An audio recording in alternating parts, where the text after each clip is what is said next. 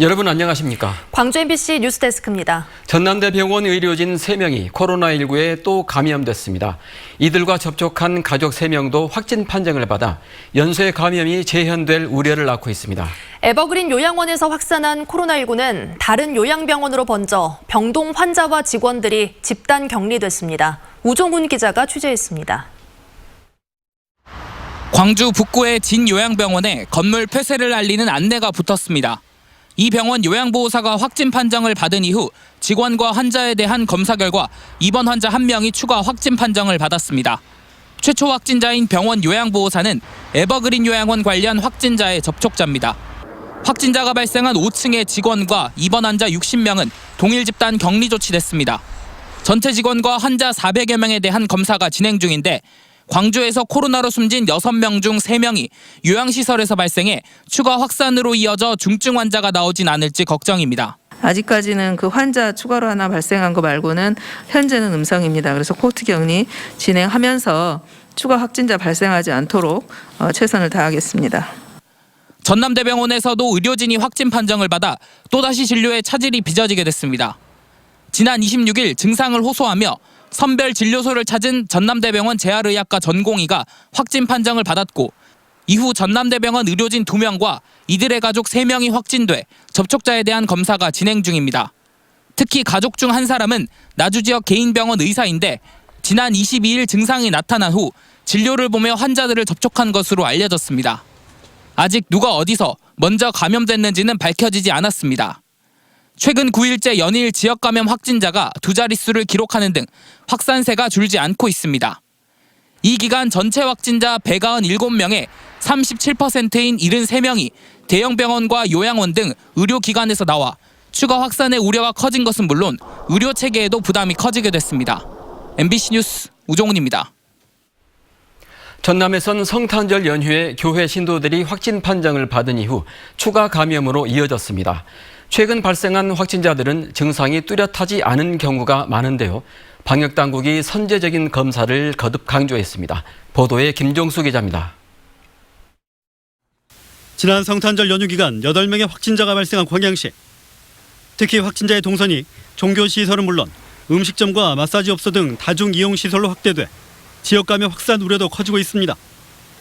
게다가 해당 종교시설 확진자의 접촉자들 대상으로 진단검사를 실시한 결과 2명이 추가로 양성 판정을 받아 자가격리자 역시 200명을 웃돌고 있습니다.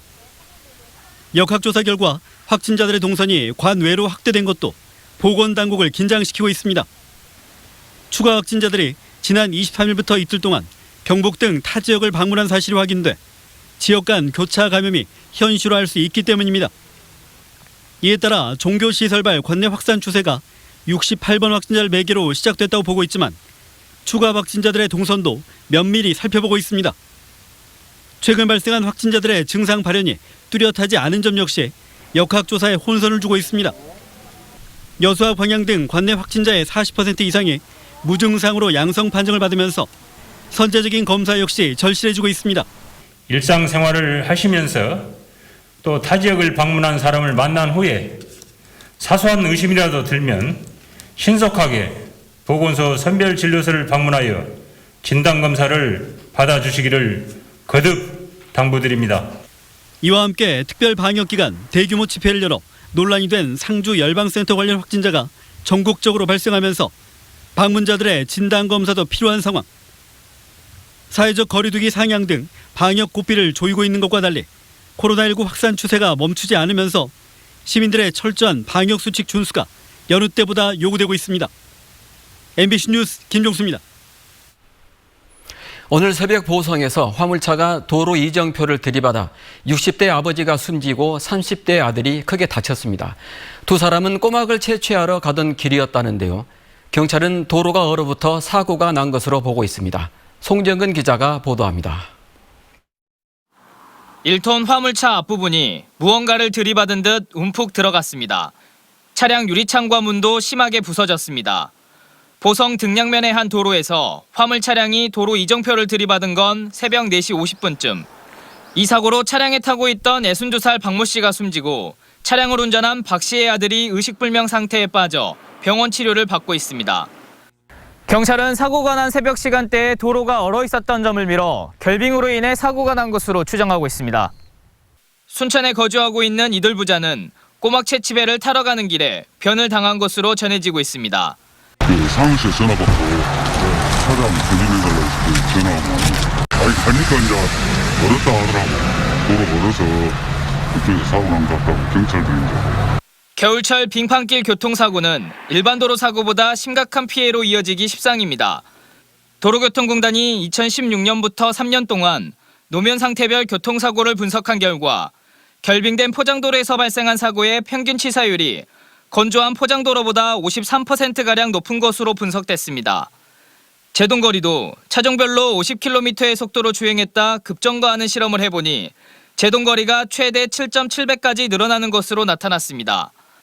터널 출입구, 다리 위, 그리고 응달이 많이 진 곳, 그러니까 그늘이 많이 진 곳에서는 감속하는 습관을 가지시는 것이 매우 중요한 일인 것 같습니다. 이번 주에는 수요일부터 눈이 예보된 만큼 빙판길 운전에 각별한 주의가 필요합니다. MBC 뉴스 송정근입니다. 지난 주말 지적장애 여성을 숨지게 한 연립주택 화재는 전기적인 요인에 따른 것으로 보입니다. 광주 남부경찰서는 소방당국 등 관계기관들과 합동 감식을 진행한 결과 가전제품 주변에 그을림이 심한 점으로 미뤄 전기적 요인으로 인해 불이 난 것 같다고 말했습니다. 방화 흔적은 발견되지 않았고 경찰은 정밀 감식 결과를 토대로 추가 조사를 진행해 정확한 화재 원인을 밝힐 방침입니다.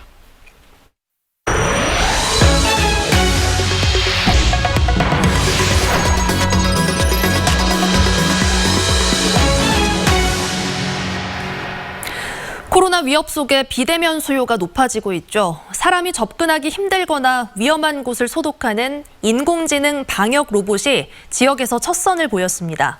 코로나19 위기 극복에 도움이 될 로봇 연구에 지역 대학이 함께 나섰습니다. 이재원 기자의 보도입니다.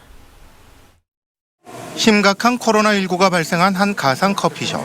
코호트 격리된 공간에 방역 로봇이 투입됩니다.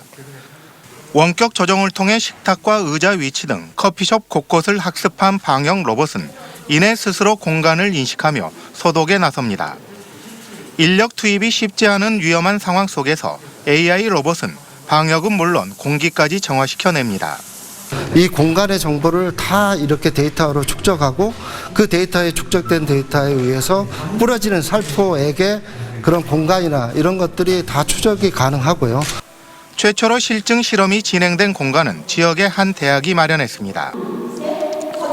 로봇을 개발한 업체와 협력 체계를 구축한 호남대학교는 인공지능 로봇의 연구를 뒷받침하기 위해 AI 실증센터를 구축했습니다. 실증센터에서는 인공지능뿐만 아니라 자율주행 등 신산업과 연계된 연구도 지원하고 있습니다. 여러 가지 다양한 서비스 모델들을 한번 실증해보고 AI 광주의 어떤 생태계 조성이 조기에 정착될 수 있는 그런 기능을 할 수 있을 것으로 기대하고 있습니다. 전 세계를 위기로 몰아넣은 코로나19. 하지만 지역 대학과 기업에게는 4차 산업혁명의 기회로 활용되고 있습니다. MBC 뉴스 이재원입니다. 이용섭 광주시장과 김영록 전라남도지사가 기자회견을 갖고 2021년 새해를 맞아 새롭게 도약하는 광주 전남의 미래를 제시했습니다. 일자리가 없어서 떠나는 광주에서 찾아오는 광주, 각종 감염병과 재난, 재해, 그리고 사고로부터 안전한 광주. 그래서 우리 아이들이 언제 어디서나 나는 광주 산다 이렇게 자랑스럽게 얘기할 수 있는 당당한 광주를 만들어내겠습니다. 내년 도정 목표는 더 새로운, 더 청정한, 더 행복한 으뜸 전남 실현에 두겠습니다.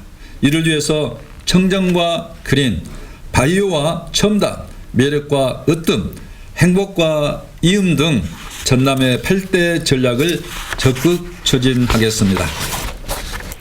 이용섭 시장은 내년도 핵심 사업으로 광주형 일자리 글로벌 모터스를 성공시키고 AI 인공지능 산업 기반을 구축해 경제 1번지 광주를 만들겠다고 약속했고 김영록 지사는 전남의 풍부한 재생에너지 자원과 빛가람 에너지밸리, 에너지 공과대학을 토대로 그린 뉴딜을 선도해 나가겠다고 강조했습니다. 완도군이 1,800억 투자 규모의 국립 난대수목원 대상지로 최종 선정됐습니다. 산림청이 추진한 국립 난대수목원 용역에서 완도군은 산림식생, 대상지 확보, 기반시설, 지역사회 상생 등에서 좋은 평가를 받으며 종합평점 94점, 예상 방문객 35만 명으로 사업 추진의 타당성이 확인됐습니다. 전라남도는 내년 예비 타당성 조사와 2022년 기본계획 수립, 2023년 실시 설계가 제때 추진되도록 산림청에 협력할 계획입니다. 코로나19 확산에 따라 광주 지역 제조업체들의 경영 피해가 심각한 것으로 나타났습니다. 광주 상공회의소가 지역 내 제조업체 131곳을 대상으로 조사한 결과 81.7%가 피해를 입었다고 답했습니다.